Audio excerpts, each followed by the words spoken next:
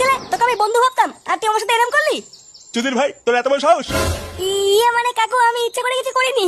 বিশেষ করে ফুটু আমাকে সকালবেলা একটা মেয়ে ছেলের কাছে মার খাইছিল জানো, তাই আমি এরকম করেছিলাম। তাই বলে তুই আমার ছেলের সংসারটা এইভাবে ভেঙে দিবি? ঢামড়া চুদা! কাকু তুমি শুধু একবার বলো, ওর গাড় আমি ফাটিয়ে দিচ্ছি। ইয়ে বাবা, গাড়গুড় ফাটানোর কি দরকার? ক্ষমা করে দিলে হয় না?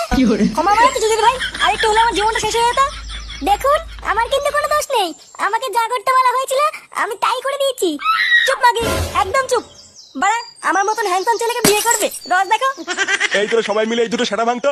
হ্যাঁ বাড়া, তোরা ফটকে সেটা ভাঙ। আর এই চুলকানি মাগি থেকে আমি একাই দেখে নিচ্ছি।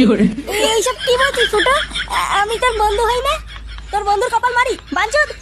এ মা, এইসব কি বলছিস? মার চুদের ভাইকে। এ রে, এ কি? না না না, এরম করিস না। সেগুমানি ছেলে, আমার ছেলের জীবন নষ্ট করা! এ মা, কাকু তুমি আমার